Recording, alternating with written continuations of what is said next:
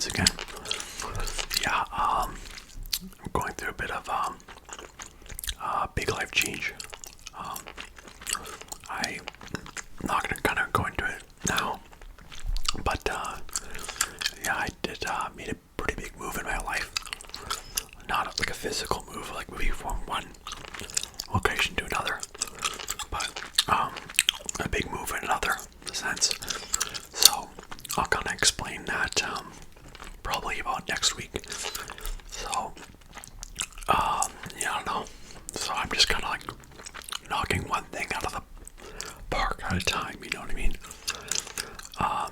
Not trying to put too much on my plate. It would be stressful that way.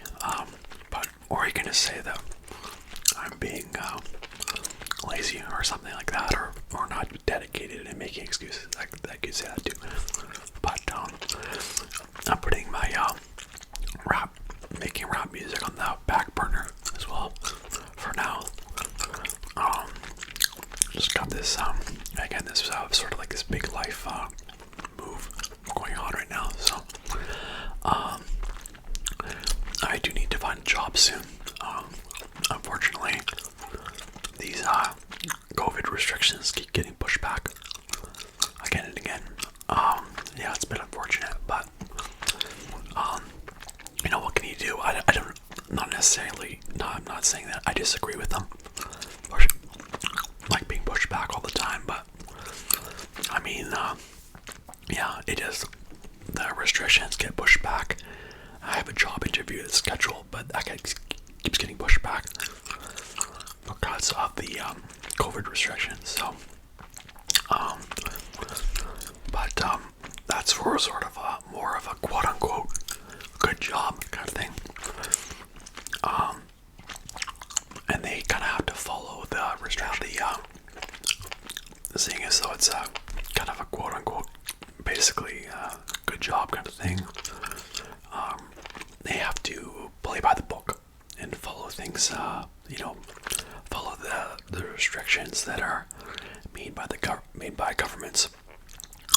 So nothing really I can do about that except for maybe get a sort of a job that, you know, I wouldn't call a good job, and I don't mean that in an insulting way, but you know, a job that pays less money, blah blah blah, less benefits, a job that's easier to get because then they don't necessarily have to follow these strict government restrictions. Yeah, so maybe I can get an interview that way. Yeah, so a little bit stressful, but it's okay. Okay, I bought some new stuff. I bought this new mat to dry dishes on. Beautiful color, beautiful blue color. You know what color this is? What shade of blue? I was thinking maybe it's a royal blue, but I could be way off. Bought these new tongs by the brand KitchenAid. I was thinking maybe I made a mistake. They're so heavy, actually. But it was amazing making a salad last night. I was just like two flicks of the wrist pretty much, and like the salads, it seems like maybe it's nearly all mixed up, you know, because that's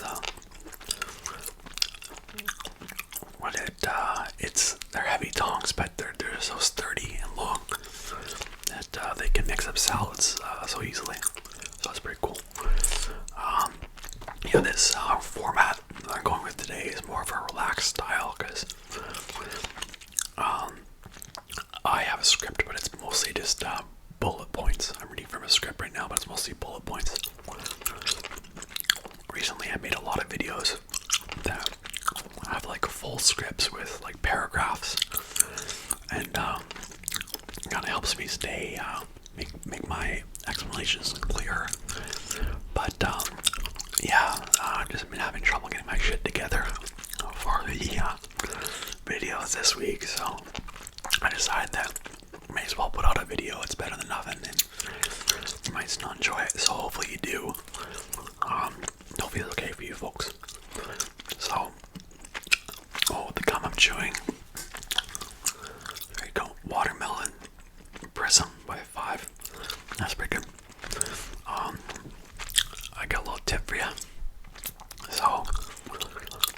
using a cutting board, maybe the cutting board is unstable. You know, maybe it kind of rocks back and forth, and that's really annoying, or possibly even unsafe when you're cutting. I have a tip for that. Or maybe it just slides around. That's not good, right? What you can do is get yourself a towel, wet it a little bit, put it underneath the cutting board. Done, pretty much. That cutting board's gonna pretty much stay put, from my experience. If you don't have a towel, a paper towel, piece of paper towel, wet it out a little bit. That's gonna help you out too. That's my little tip for the week. So, holy cow, this video's not that long yet. Okay, so I was, yesterday I was, sitting on a bench outside eating a poutine. Poutine is, the fries with cheese and gravy, by the way, in case you didn't know. This is a true story. So a guy comes up to me, and based on the condition of his clothes, he was wearing, I thought maybe he was a homeless guy, and I don't mean any offense by that. I mean, I'm probably gonna end up homeless too if I don't find a job soon. But no, yeah, don't worry about me. I'm not. Yeah, so don't worry. Look, he had some strategy. This guy, he says, hey, did you get that poutine from New York Fries? I said yes. So I think he was building some rapport with me, having something in common, before asking for what he wanted. And I'm not saying every homeless guy would just want to get money out of someone. So, but so he says that I should try hey, you should try the butter chicken poutine from New York Fries. It's delicious. So I was like, okay, cool. Maybe I'll try that sometime. Then he says, hey, I want to buy a bag of chips. Can you just pop me some cash? I need at least $3.50. Yeah, so I'm thinking that if you're in a bad situation in life, maybe you shouldn't be maybe that's a bit of a demanding thing to say, that you need at least this amount of money. But whatever. Like, imagine if I broke my leg. Some paramedics came to take me to a hospital in an ambulance. I said to them, well, I'm going to need at least 3 shots of morphine to help me deal with this pain. Like, how silly, right? It's like, I'm just going to take what I can get. I'm not going to start doing the at least thing. But, so I tell them that other than some bills that I have on me, I only have a couple bucks to give them. That was true. So I gave him a couple bucks. And then he says, well, okay, cool. Well, then I'll just run home and get some more change to have at home, come back, and then buy the bag of chips.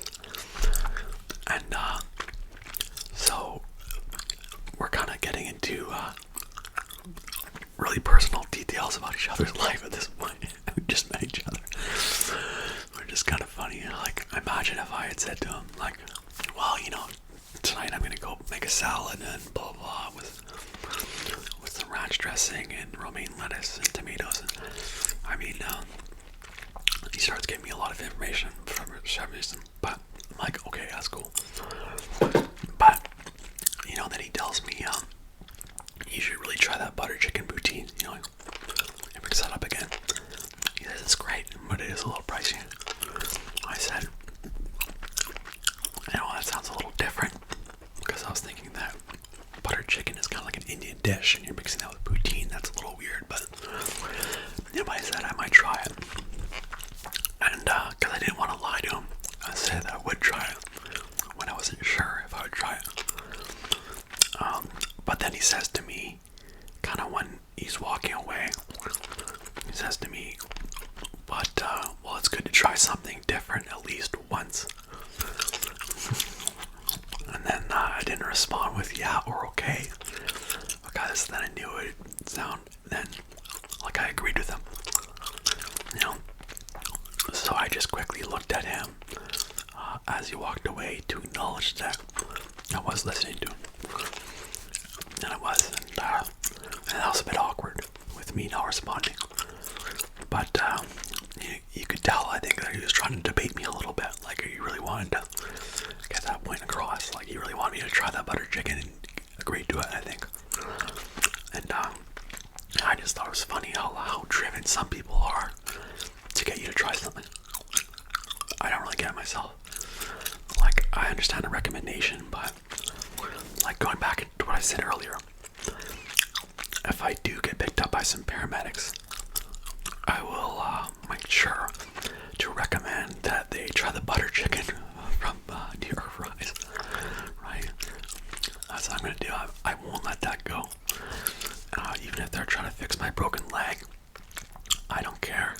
I'm going to get that recommendation in. I'm going to get that last word in. And now, yeah, they will be trying that. So anyways, I'm just going to take a quick look through here